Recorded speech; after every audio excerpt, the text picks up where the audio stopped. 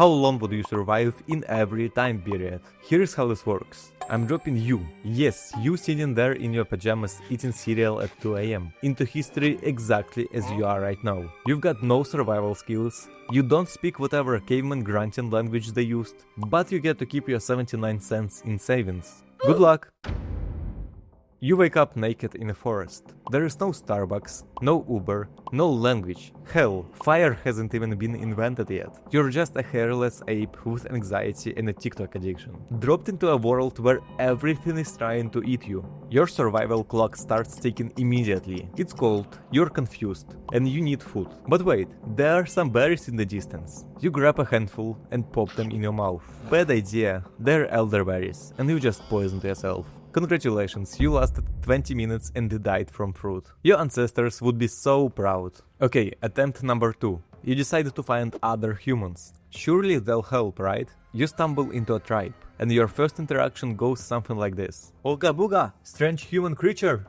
And you're getting a school caved in with a rock because they think you're either a weird-looking predator or dinner, possibly both. And don't even get me started on wild animals that are everywhere. Saber-toothed cats, short-faced bears, dire wolves, cave lions, cave hyenas, and that's just a fraction of it. Your survival time, maybe 3 hours if you're lucky, 30 minutes if you are not. Hit that like button if you think you could 1v1 a caveman. But hey, let's be optimistic. Maybe you survived long enough for civilization to invent cities. Surely that's better, right?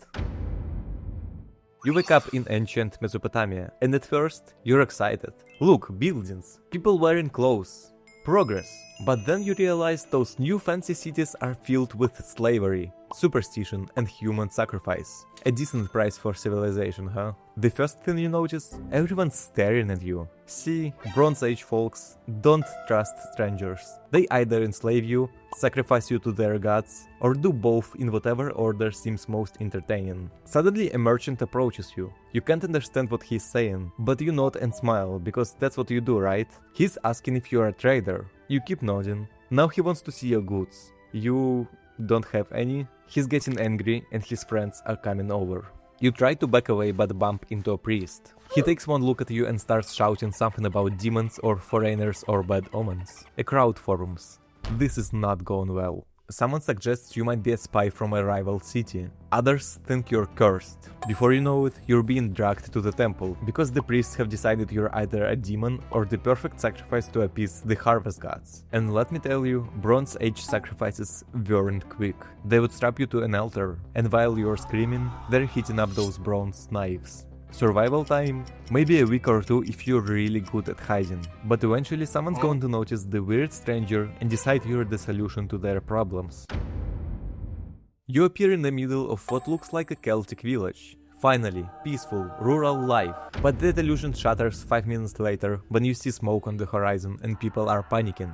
An army is approaching and you have no idea whose side anyone is on. You see, humanity has discovered that iron makes better weapons than bronze, and everyone is really excited to test that theory on each other. War is just a common thing now. The villagers assume you're a scout for the enemy because you showed up at a really suspicious time. You try to explain, but again, language barrier. They tie you up while they figure out what to do with you. But the enemy army arrives and overruns the village. They find you tied up and think you're a prisoner. So clearly you're on the other side. Perfect. Now you're a victim for their ritual throat-slitting ceremony, which sounds way more ceremonial than it actually is. One quick slice across the neck, and you're bleeding out, while they're already moving on to raid the next village. But let's say you avoid the Celts and stumble into Assyrian territory instead. Oh boy, the Assyrians were the ancient world's experts at creative torture.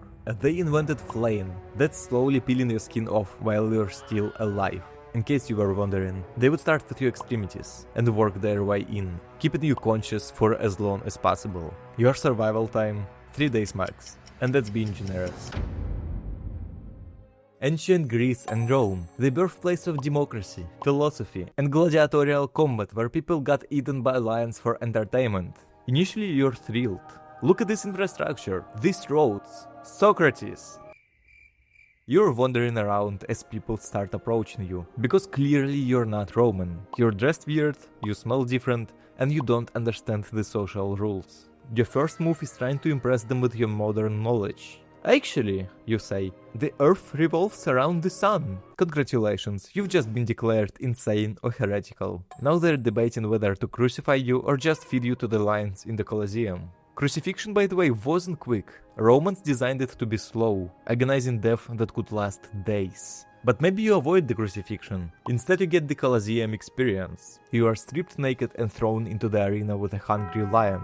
It's lunchtime, and you are lunch. But even if you avoid the dramatic deaths, there's always scaphism, which is the worst torture method ever. It's the ancient Persian technique where they would trap you between two boats, first feed you milk and honey until you had explosive diarrhea, then leave you there while insects ate you alive. Survival time, maybe 2 weeks if you keep your mouth shut and pretend to be a slave. Welcome to the Dark Ages, where hygiene is optional, medicine is more dangerous than the disease, and everyone's convinced that bathing will literally kill you. So you materialize in medieval Europe, and immediately everyone knows you don't belong. Your teeth are too straight, you smell like soap instead of medieval funk, and you're not covered in the appropriate amount of dirt and fleas. You try to blend in by helping with farm work, but you're terrible at it. You don't even know how to milk a cow without getting kicked. And you can't use any of their tools properly. A few days later you get sick. Because of course you do. Medieval hygiene is non-existent, and your immune system has no idea how to handle medieval germs. You've got a fever and you're asking for medicine. The local doctor arrives with his bag of tricks. Time for bloodletting. He cuts open your arm to let the bad blood out, which obviously makes you weaker and sicker. Wait, you still got a headache? Let's drill a hole in your skull to let the demons out. And if you want to see just how incredibly wrong medieval medicine could go, I made an entire video about their most crazy medieval practices. Watch here. While you're recovering from medical malpractice, someone notices that you get sick right after showing up. Coincidence? I think not. You're clearly cursed or a witch. Or both. Medieval people had a foolproof test for witches. They tie you up and throw you in the pond. If you float, you're a witch and they burn you. If you sink and drown, you were innocent. Sorry about that. Either way, you're dead. But at least if you drown, they'll pray for your soul. But maybe you get the classic: hanged, drawn and quartered. First, they would drag you through the streets behind a horse. Then they would hang you until you're almost dead. Cut you down, disembowel you while you're still conscious, cut off your genitals, and finally rip your limbs apart. Your survival time, 2 weeks if you keep your mouth shut and avoid getting sick. More likely 1 week, because you'll definitely say something that sounds like witchcraft to medieval people. Oh, the Renaissance. We've got art, science, Michelangelo painting ceilings, and Leonardo da Vinci inventing helicopters 500 years too early. It's like someone finally turned on the lights after 1,000 years of intellectual darkness. But here's the thing about the Renaissance. They kept all the medieval murder methods and just made them more artistic. The result was devices like the Pier of Anguish, a lovely metal contraption they would insert into your mouth, anus, or other unfortunate openings, then slowly crank it open to tear you apart from the inside. But maybe you try to blend in as an artist. Unfortunately, your artistic skills peaked at stick figures, and you're trying to compete with Leonardo da Vinci. The local guild decides you're either a fraud or completely insane.